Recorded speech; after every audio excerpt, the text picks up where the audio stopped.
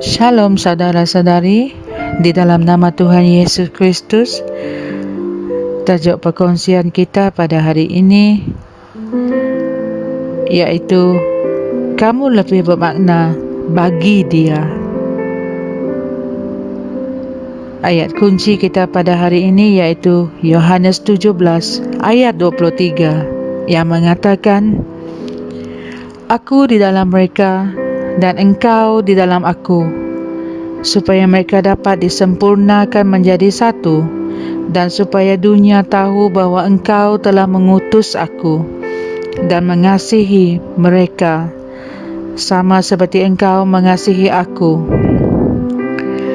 Pada suatu hari, seorang pelayan Injil datang kepada saya dan mengatakan bahawa dia sedang mempertimbangkan untuk berhenti daripada pelayanan kerana hidupnya sangat sukar baginya. Saya bertanya kepadanya mengapa dia terlibat dalam pelayanan pada mulanya. Dia menjawab bahawa dia mengasihi Tuhan dan mahu memberitahu semua orang tentang Yesus. Kemudian saya berkata, sungguh mengagumkan. Saudara mengasihi Tuhan lebih daripada Dia mengasihi kamu. Dia berfikir sejenak dan berkata, tidak, bukan itu yang saya maksudkan. Kemudian saya berkata, namun itulah yang kamu maksudkan. Sudah tentunya, apabila saya selesai berkongsi dengannya daripada kitab-kitab suci, hal-hal itu menjadi lebih jelas baginya.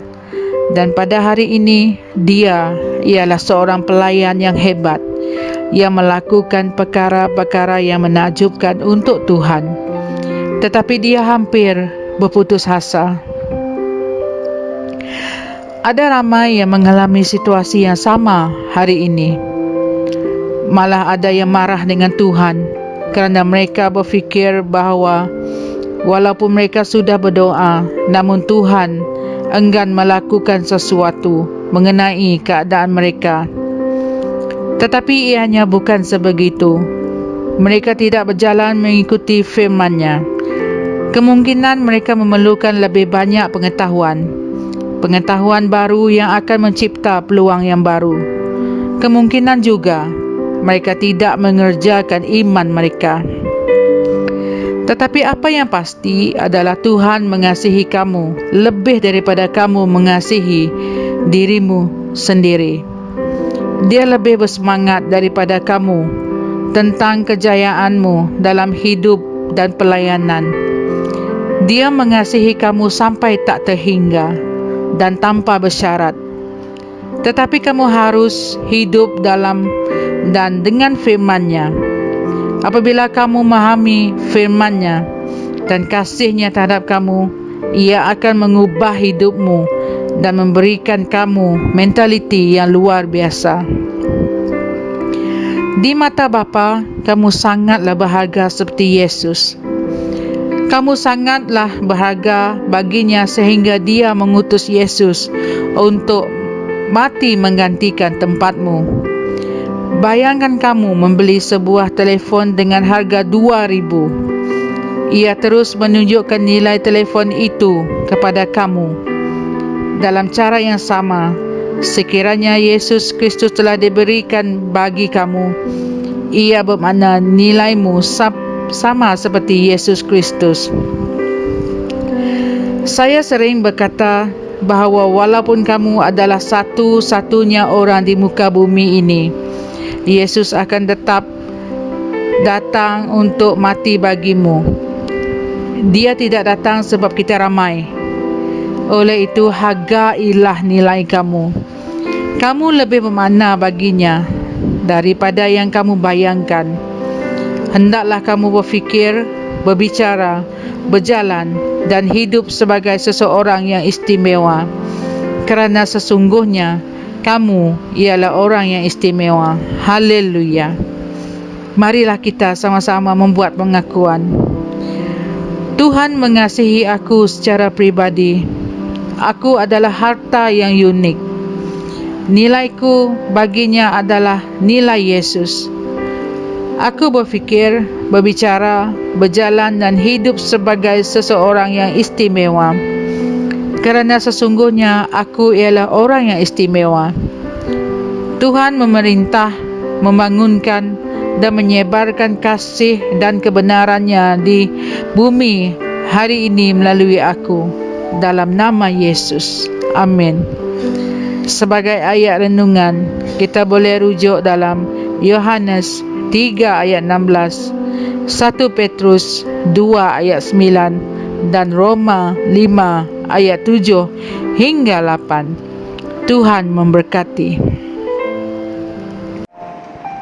Kami percaya saudara-saudari semua telah diberkati dengan perkongsian firman dari Rhapsody Reality.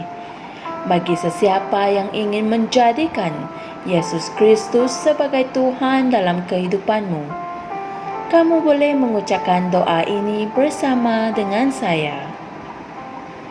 Ya Tuhan Allah, aku mempercayai Yesus Kristus, Anak Allah yang hidup dengan sepenuh hatiku.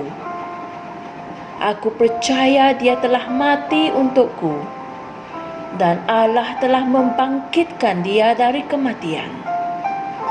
Aku percaya Dia hidup hari ini.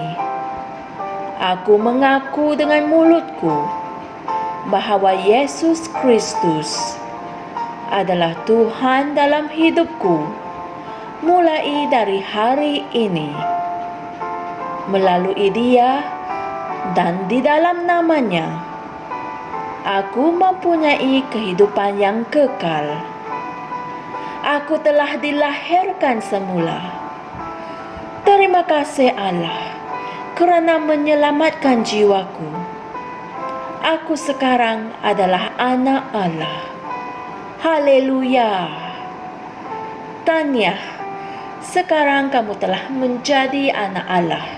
Untuk apa-apa sebarang pertanyaan atau untuk mendapatkan lebih banyak maklumat mengenai bagaimana untuk bertumbuh sebagai seorang Kristian, anda semua boleh hantar mesej di akaun Facebook kami atau email kami di tnimsia@gmail.com.